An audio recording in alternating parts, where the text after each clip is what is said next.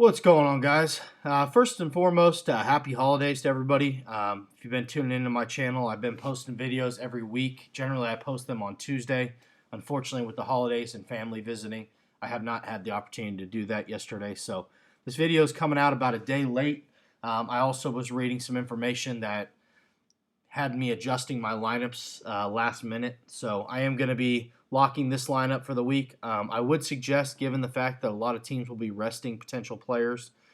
Perfect example, Tyrod Taylor was my #1 pick this week to play, but apparently with the coaching situation over there in Buffalo, they now are going to be benching him, and it was EJ Manuel is going to be starting. I don't know if that's concrete, set in stone yet. If it is, I'll obviously be playing, or if it isn't and Tyrod plays, I will definitely be swapping around some of my lineups to ensure that I have plenty of Tyrod Taylor. But given his contract structure and the risk of him getting hurt, I highly doubt they're going to play him right now. So I think it's safe to say he is going to be sat this week. Therefore, I'm fading the Buffalo pass game. So we're going to jump right into this for our Week 17 DraftKings lineup. Now, I do say these are for DraftKings Gpp. However, feel free to play them in cash games as well. Generally speaking, even on a bad week, our GPP lineups do hit in cash because I run them in both. So I market it as a tournament play. However, if you want to go ahead and dabble a little bit in cash games to pad yourself in the tournaments, feel free to do so. Most weeks I've cashed easily in cash games, so feel free to do so as well. So we're going to jump right into it. And at quarterback this week, we're going to go with Joe Flacco. They're playing Cincinnati. Cincinnati's been playing some decent defense. Flacco's been putting up some decent numbers. He's only $500 off the bottom and base salary cap, which is $5,000 for a starting QB, or $5,000 period for a QB. So he's only $500 up from that. He's good on a weekly basis for at least 3x his value minimum. I think against Cincinnati, he hit around 14, 15 points last game in Week 12. It was a fairly low-scoring game, 19-14. He did throw for 234 yards, so not a bad game for him. He had a pick, he threw a touchdown, so it wasn't great. I expect him to play a little bit better this week. Baltimore's kind of flowing right now. They're doing pretty well. If you see how he did against New England, 23 points. I'd love to see that again against Cincinnati this week. But honestly, if he gets me 15.5, 16 points, I'll be happy at that price point. So we'll go ahead and lock in Joe Flacco at QB this week. First up at running back, I think will be the chalkiest play this week, but I'm still going to have visibility to him just for the mere fact that I think he's going to be the highest performing player on the field right now. So they're going against the Jets. Jets defense sucks. Buffalo is flowing right now in the run game, especially if EJ Manuel is going to be starting. And if that is the case, which it looks like it's going to be, I have no reason to think they're not going to lean heavily on Shady to carry the ball a ton. He's carrying it 20, 25 times a game. The opportunity is there. I think we may even see him tick up a little bit closer to the 30 mark this week, given the changing quarterback. 2 weeks back-to-back, Cleveland and Miami, 128, 153 yards, 3 touchdowns over those 2 games, 4 total over the last 3 weeks. It's just overall just really performing very, very well. Now, I know he's pushing up there at $9,000 almost. That's expensive. I mean, ideally, we'd need 27 points to see value play. But I think this week, of all the weeks against the Jets, I think he can really do it. 27-plus points with the upside of maybe 30-plus. I'm happy. I think LaShawn McCoy is a must-play this week. Chalky or not, you got to have some of those high-performing guys. Now, this one's going to be more my value play. I'm not 100% on Tevin Coleman, but I think they're going to utilize him a lot against New Orleans. He tore apart that New Orleans defense last time they met up. Now, I'm not big on historical numbers. I know things change week to week. I could go back and do a little bit of research to see specifically why he had such a phenomenal week against New Orleans. I mean, just shy of 30 points. That's kind of unheard of when you're not the go-to starting back. But Tevin Coleman is utilized in the pass game. He's averaging about 3 to 5 catches a game, which in GPP or in DraftKings PPR, that's 3 to 5 points just in receptions alone if he catches all of them. He has that upside for a receiving touchdown, but he also gets a decent number of carries. And when it comes to goal line work, at any given week, he has the opportunity to punch in a touchdown. He is shifty. He can break out. He's got some good legs on him. At $5,100, if we could get 15 points out of him this week, I'm more than happy. But I think he's got that potential 30-point upside going against New Orleans defense. I think Atlanta's going to run that clock up fast, or that scoreboard up fast. They're explosive on offense. And when that happens, they lean heavily on Tevin Coleman. So I expect Coleman to be low owned this week. He is a value play. I think he'll get some ownership just for the fact that he is utilized in the pass game. But I still expect him to be 5 to 8% owned, if not lower. So next we're going to go with Tyreek Hill. I've been on this guy every single week, no matter who they match up against. I've played him. He's paid off for me every single week. 15 points last week, 12 the week before, 23 and 12. The guy doesn't necessarily get a ton of receptions, but he is utilized in the run defense or in the run scheme. He's also utilized in special teams. He is explosive on special teams, so at any given week he can get you a return for a touchdown. He has been targeted about 3 to 6 times, it looks like, over the last 4 weeks with a handful of receptions. Last 2 weeks, for some reason, he did not catch a single thing thrown his way. But if you look at the numbers, he's still putting up 2x, 3x his value, even on what they consider slow weeks for him. So Tyreek Hill, I think, is a good play. His ownership's fairly low week to week, just given the fact that he's not a huge play in the offense, but he is a very valuable offensive weapon. So they're vibing right now. I think Tyreek Hill will be fairly low owned, but a safe play this week to run in cash or GPP. All right, next we're going to actually go with a little bit of stud action. We're going to run Jordy Nelson. So Nelson is on fire right now. Green Bay is vibing. They're running on all cylinders. He is clearly the top target. 39 points last week, 22 the week before that, 22, 28. The guy's putting up phenomenal numbers. I think he's a safe play any day of the week. 14 touchdowns on the year, 91 receptions, and just shy of 1,200 receiving yards. The guy's phenomenal. I say it every single week. So Green Bay Packers, Jordy Nelson, must play for me this week. And I honestly think he may be good for a 30-plus point game going against that Detroit secondary. So I really like Jordy Nelson.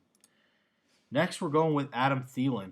So I messed up last week, and in the lineup I posted, I apologize. I did not include my lineup with Thielen in it. I did run Thielen a lot, which luckily saved me a big time because his ownership was ridiculously low. And he absolutely went ham on Green Bay secondary. So the thing with Adam Thielen is he's clearly the number one wide receiver over in Minnesota now. They do have Diggs. Diggs is shut down every week. He's just not healthy. You can tell when he's playing he's not explosive like he usually is. Adam Thielen, he's the one consistent option. He did get hurt a few weeks back against Indy. That obviously affected his performance then. But he came back, and he came back with a vengeance. 15 targets, 12 receptions, over 200 yards, and 2 touchdowns. Absolutely ridiculous numbers. Now, do I expect him to do that against Chicago? Absolutely not. Chicago's not a great defense, but they're definitely better right now, and they're healthier in the secondary than Green Bay is. So I do expect him to get shut down a little bit more, but the way he's playing right now, and if you see it, aside from Week 15, putting up phenomenal numbers, I am honestly going to call it this week. I think he's going to put up over 20 points, and I think he's definitely going to get a touchdown. So expect big things from him. Adam Thielen's numbers will jump, obviously, after a 47-point game. People are going to chase the week's previous numbers. It happens all the time. If you look back at all my videos, I've been running Thielen for a long time before he hit that 47 points. So I think he's a safe play this week. I expect him probably around 15% ownership, which for tournaments is a little higher than I generally would like to see, but it is what it is. If he goes off and only 15% of the field gets paid on it, I think we'll be in that bucket. So next for tight end, we're going to run Travis Kelce. So we're kind of stacking with Tyreek Hill. Kelce last week, phenomenal numbers, pretty much a consistent tight end week to week. I mean, I've been running him for a while. He's been putting up numbers. He obviously does have that tight end, I don't even know what you want to call it, the bug that potentially can shut him out any given week. It happens. Look in Week 15, he only had 7 points. And then if you go a few weeks back, all the way back to Week 10 was the last time he didn't have double-digit numbers. And since then, 20, 21, 25, 18, 36. I mean, clearly Kelsey is the most consistent option aside from Tyreek Hill on special teams and the occasional breakout run. Travis Kelsey is the number one guy over there in Kansas City. Going against San Diego's secondary, they're more lethal in the secondary against the deep pass. Kelsey's going to be utilized more in the slot formation, short shuffle passes, more of a bailout option. He's going to stack up receptions, but he's also going to have that big play capability. He's a big guy. When you see him play, he actually reminds me a lot of almost like a slightly smaller version of Gronkowski or Jimmy Graham. He is a big guy, surprisingly. So he could break tackles. He can make those big plays. He can go up and make those big catches. But Travis Kelsey this week, even at the high price point of $5,000, I think no problem. 15 points this week. Kelsey is a must play. So let's see here. Next, let's go with what is?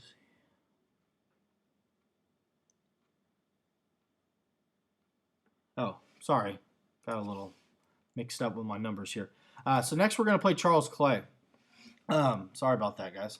So anyways, Charles Clay, he is the tight end for Buffalo. Now, I will say on a weekly basis, Charles Clay is not the biggest play.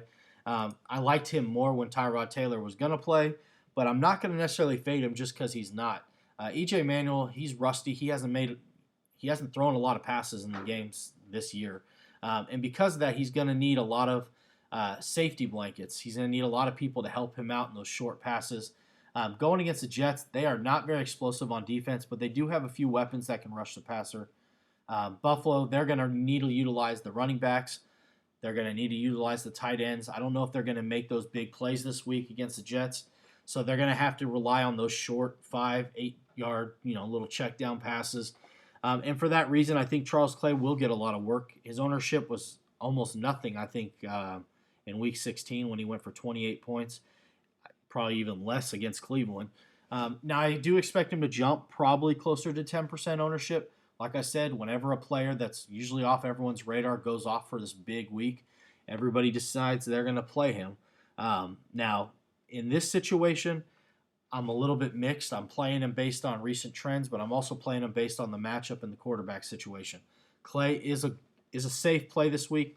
I don't know if I'd necessarily trust him so much in cash games, but for tournament play, I think he's worth the risk. He's $3,500, so he's really low, minimal salary, and frees us up to run a Kelsey, a Jordy Nelson, a LaShawn McCoy, Adam Thielen. So we could play some other good stud options while saving some money in that flex position. So, and last up, we're going to run the tight end, and we're actually going to roll with Falcons. Last week I ran with the Falcons.